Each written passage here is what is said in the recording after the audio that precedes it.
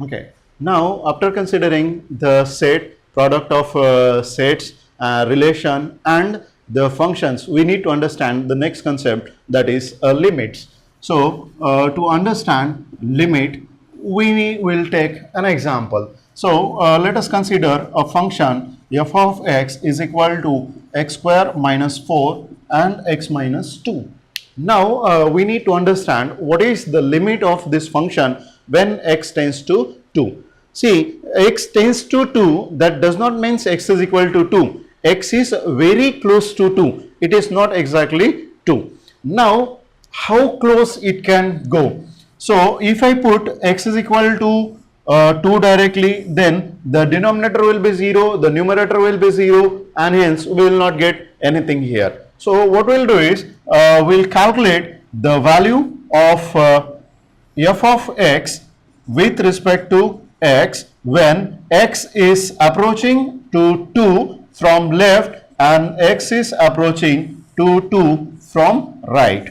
Now, if I consider x approaching to 2 from left, so what we have is, this is the value x is equal to 2, and if I consider it is approaching from left, we consider x is tending to 2 minus. If it is approaching to 2 from right, then we consider x tends to 2 plus. And if the value of limit x tends to 2 minus is same as the value of limit x tends to 2 plus, then we say the limit exists and the value of limit x tends to 2.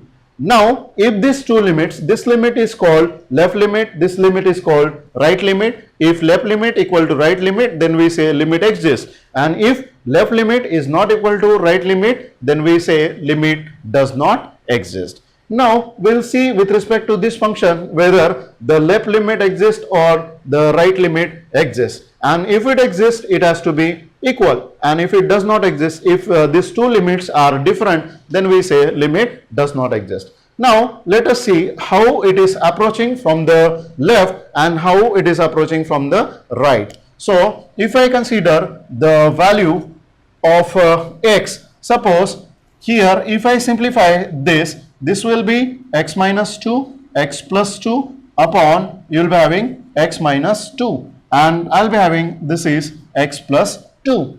So, we can cancel out this common factor x minus 2, and hence the simplest form of f of x becomes x plus 2. So, if I consider x is equal to 1, I will be having f of x is equal to 3, x is equal to 1.5, I will be having f of x is equal to 3.5, then this is 1.75, this will be 3.75, 1.85, this will be 3.85, I will be having 1.95, and this will be 3.95, 1.98, and this will be 3.98, I will be having 1.99, and this will be 3.99. So, this way, if I consider x approaching to 2, see, x is going to be closer and closer to 2. So, this gives you the value of left limit, and hence we have calculated the corresponding value of y, that is f of x. And now, if I consider x approaching to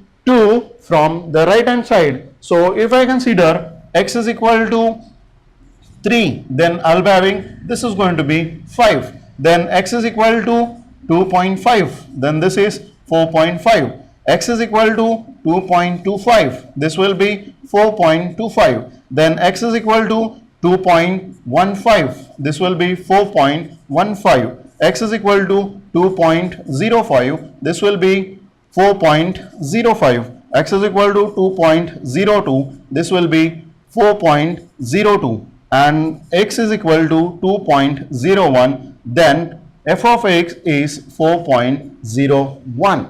Now, what we have, the value of limit x tends to 2 minus f of x is going to be 3.99, whereas the value of limit x tends to 2 plus f of x is going to be 4.01. If you see these two values, the difference is nearly negligible, and hence this is approximately equal to 4 whereas this is also approximately equal to 4. So if you see, the value of left limit and the value of right limit is exactly same with a very minor difference, and that's why we say the limit x tends to 2 minus f of x is same as limit x tends to 2 plus for f of x, and hence we say limit x tends to 2 f of x is equal to 4. So this way we need to understand the concept of limit. When the left limit and the right limit is the same, then we say the limit exists and the value of limit is going to be 4. So in this case, if I consider the function f of x,